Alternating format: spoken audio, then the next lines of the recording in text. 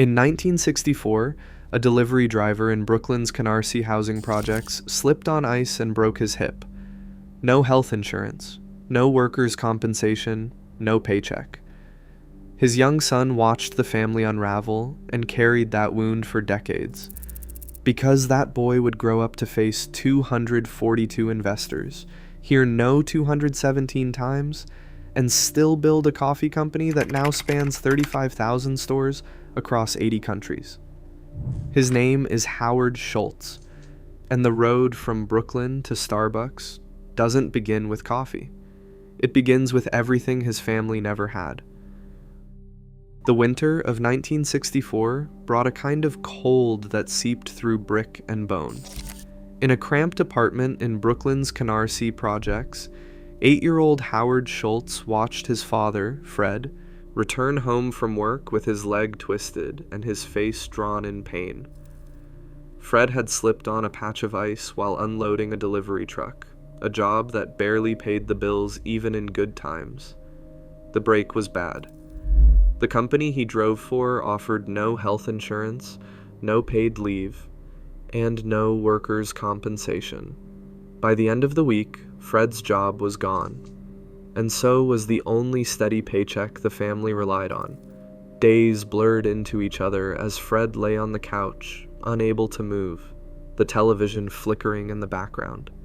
The household tightened around the wound, bills piled up on the kitchen table. The refrigerator emptied out faster than it filled.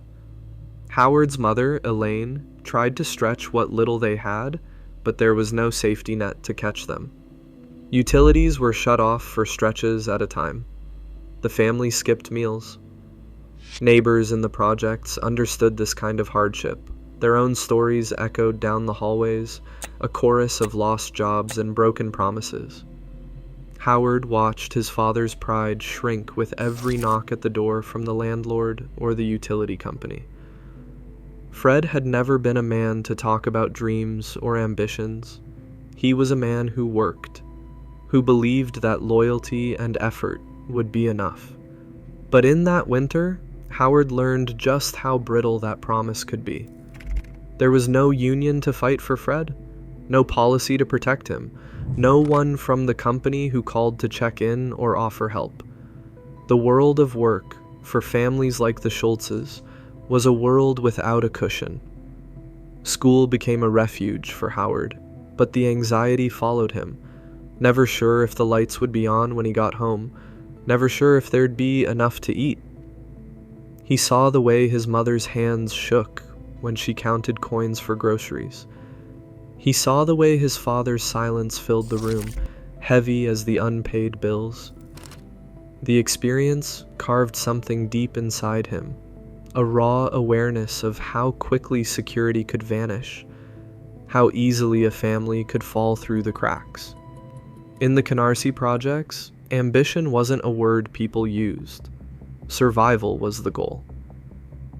But for Howard, the memory of his father's injury and the months that followed became more than a scar. It became a question he carried. What would it take to build a life where no one else had to face that kind of fear? That question would follow him out of Brooklyn, shaping every decision he made long after the cast came off his father's leg and the world moved on. A football scholarship opened a door that had always seemed locked. Howard Schultz left Brooklyn for Northern Michigan University, carrying a duffel bag and the weight of being the first in his family to set foot on a college campus. The scholarship, a full ride covering tuition, room, and board, was more than a ticket out. It was a lifeline. On the field, he played defensive back for the Wildcats, learning to read the field, anticipate the next move, and push through pain. Off the field, he worked part-time jobs to cover what the scholarship could not, stacking shelves and mopping floors in the dorms, sending a few dollars home when he could. The degree came in 1975, a Bachelor of Arts in Communications. That diploma, earned with sweat and borrowed money, stood as proof that someone from the projects could make it. Graduation did not erase the anxiety of bills, or the memory of empty refrigerators. It sharpened the hunger to never go back. Schultz moved to New York and took a job selling Xerox copiers door to door. The work was relentless. Each morning began with a quota and ended with a stack of rejection slips. He learned to shake hands, make eye contact, and keep a smile even when the answer was always no. At Xerox, the sales floor was a crash course in competition and resilience. Training sessions drilled the basics of cold calls and closing deals, but the real lessons came on the street: how to handle a slammed door, how to turn a maybe into a yes, how to keep moving when every instinct said to quit. After Xerox, Schultz joined a Swedish housewares company called Hammerplast, managing sales for kitchen equipment across the Northeast. The job offered a new vantage point. He noticed certain clients ordering more coffee makers than anyone else. One account, a small retailer in Seattle, kept popping up on the order sheets: Starbucks coffee, tea and spice. Schultz was curious. Why would a handful of stores need so many machines? He began to see patterns, not just products. This curiosity, born from years of watching his parents stretch every penny, became his edge. He was not just moving merchandise, he was looking for opportunity, for the next step up. The discipline from football, the grind of sales, the constant hustle, each piece built on the last. Schultz was still the kid from Canarsie, but now he had tools, the ability to connect, to spot a trend, to keep going when the odds looked bad. Every rejection at Xerox, every long night in college, every small win added up to a kind of armor. He was learning how to survive in a world that did not offer second chances. And, in the margins of sales reports and coffee maker invoices, Schultz began to sense that something bigger was possible. The next leap would not just be about making a living, it would be about building something that lasted, something that could change what work meant for people like his father. A line of numbers on an order sheet rarely changes a life, but for Howard Schultz, it was the start of everything. Working at Hammerplast, he noticed a small Seattle company, Starbucks coffee, tea and spice, consistently ordering more drip coffee makers than anyone else in his territory. Most clients bought a handful each quarter, but Starbucks ordered dozens. The volume did not match their footprint. Curiosity pushed Schultz to book a flight west, determined to see what made this operation different. Seattle's air felt different than Brooklyn's, sharp with salt and the scent of roasted beans drifting from the original Starbucks at 1912 Pike Place. The store was nothing like the fluorescent lit shops he knew back east. Inside, bins of whole beans lined the walls, and customers lingered, talking with staff about origins, roasts, and brewing methods. There were no tables, no espresso bar, just a counter and the aroma of possibility. The three founders, Jerry Baldwin, Gordon Bowker, and Zev Siegel, ran a tight, bean-focused business. Their pride was in sourcing and roasting, not in serving drinks. Schultz saw something the others did not, a company with a product people cared about, but a model that stopped short of experience. He spent hours asking questions, scribbling notes, watching the flow of regulars. What if coffee was not just a commodity, but a reason to gather? What if Starbucks could become more than a store, a place where people felt they belonged? The founders were skeptical. Schultz, though, was persistent. He returned to New York, but could not shake the sense that Starbucks was on the edge of something bigger. When he learned they were searching for someone to lead marketing and operations, he lobbied hard for the job. On July 1st, 1982, Howard Schultz became Director of Marketing and Operations at Starbucks. The title was modest, but the mandate was wide open. Improve store traffic, grow sales, and find new ways to connect with customers. Schultz's first months were spent in the trenches, rearranging store layouts, training staff, and crafting new marketing campaigns.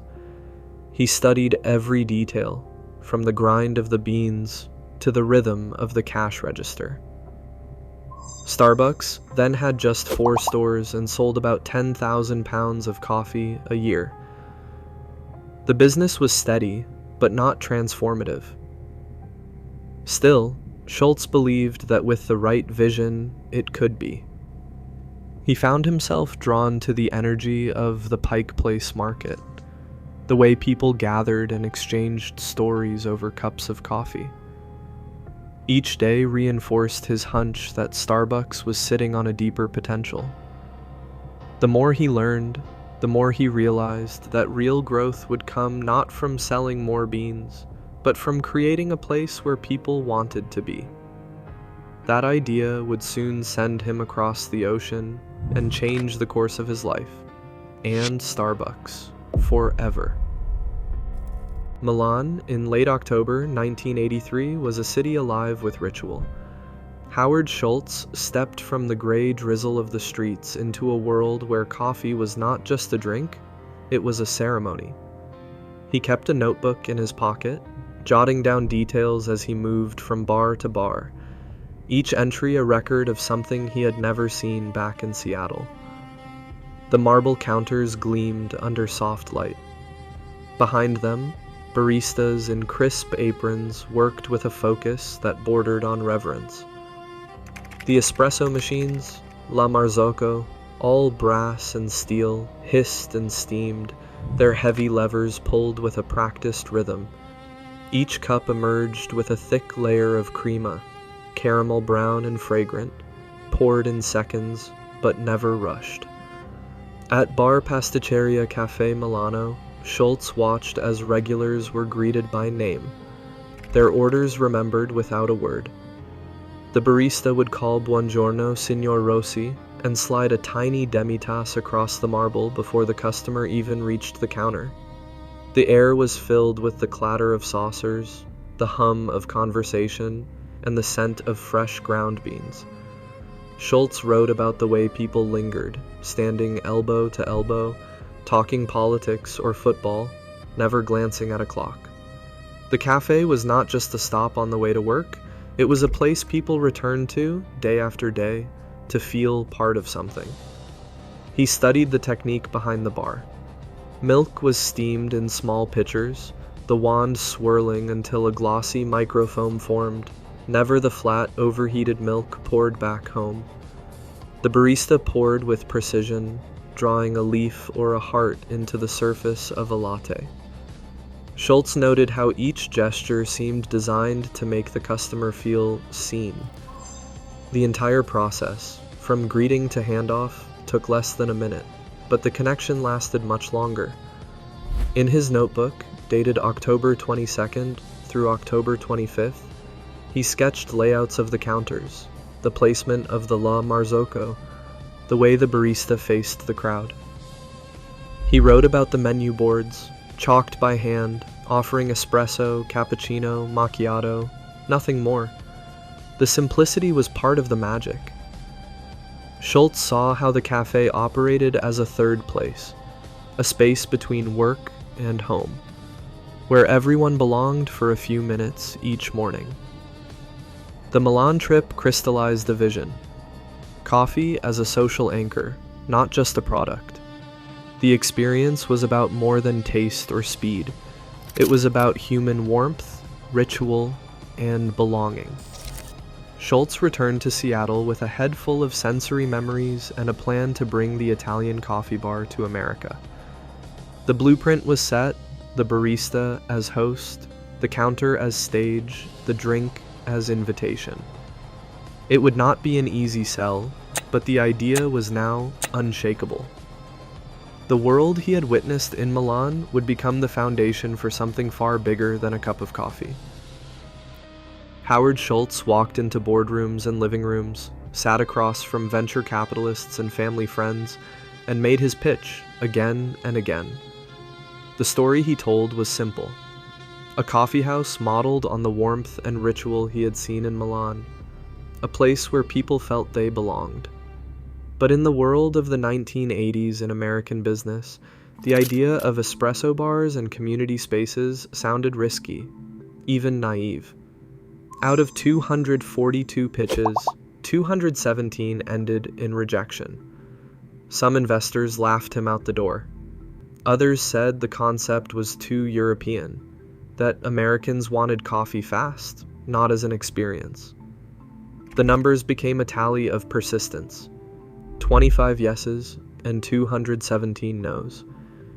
Each rejection stung, but Schultz pressed on, fueled by the memory of his father's injury, the way a single lost job could unravel a family. He kept a ledger of every meeting, every phone call, every polite refusal, and slammed door. The money trickled in, a few $1,000s at a time. Friends, relatives, and a handful of believers joined a circle of early backers. With their support, Schultz opened Il Giornale, his prototype cafe, pouring espresso in the Italian style. The shop became proof that his vision could work in America. Then came the moment that changed everything. In 1987, the original Starbucks founders decided to sell. Schultz saw his chance. He gathered his investors, secured loans, and negotiated a leveraged buyout. On June 28, 1987, the deal closed. $3.8 million for the name, the stores, and the future of Starbucks. The financing was a patchwork of private capital and borrowed funds. Each dollar hard-won from people who believed in more than just coffee. Schultz's stake was not just financial, it was personal. He had mortgaged his home, risked his reputation, and staked his future on the belief that work could offer dignity and security. The buyout was more than a business transaction. It was the culmination of years spent chasing a vision that most had dismissed. With the keys to Starbucks in hand, Schultz finally had the freedom to shape the company he had always imagined, not just a place to buy coffee, but a place where no one would have to fear what his family had faced back in Brooklyn. The decision to offer health insurance and stock options to part-time baristas was more than a business calculation. It was a promise made decades earlier in a Brooklyn apartment. When Starbucks rolled out these benefits in the early 1990s, the movie startled competitors and drew skepticism from industry analysts. The company's internal HR memo, circulated in 1992, spelled out the reasoning. A great coffee experience begins with a cared-for partner. For many employees, this translated into real security for the first time. Claire Miller, a college student balancing shifts behind the counter, described the impact years later. Knowing she had health insurance while still in school made it possible to stay, to save, to breathe. Turnover rates, once a quiet but constant drain, began to fall. Store managers noticed that baristas stayed longer, learned regulars' names, and took pride in the green apron. Word spread quickly in the service world. In an industry famous for high churn and low morale, Starbucks became a place where a part-time job could mean more than just a paycheck. That sense of pride changed the rhythm of the stores. Wall Street took notice when Starbucks went public in June 1992. The company's IPO raised over $2 billion, and its opening day valuation reached $1.5 billion. Investors watched as the number of stores climbed, from a handful in Seattle to hundreds across North America, then thousands worldwide. By the mid-1990s, Starbucks had established a presence in Japan and the United Kingdom, and the store count kept rising. Today, the brand operates around 35,000 locations in more than 80 countries, a testament to the scale of Schultz's vision. At the center of this expansion stood the idea that treating workers with dignity could fuel both loyalty and growth. Schultz's net worth, now estimated at roughly $4 billion, is often cited in business headlines. But for the people pouring lattes and steaming milk, the real story is told in quieter ways. A dental bill covered, a savings account started, a sense of belonging where none existed before. The company's benefits policy became a validation, not just of Schultz's strategy, but of the belief that empathy could be a foundation for global success. Today, more than 240,000 Starbucks employees worldwide receive benefits once reserved for corporate elites, because one man refused to forget what it meant to have nothing. As debates over worker security and class mobility intensify, Schultz's wager remains that business can be a lever for dignity, not just profit. The legacy isn't just coffee, it's the safety net he never saw as a child. What would you have built in his place?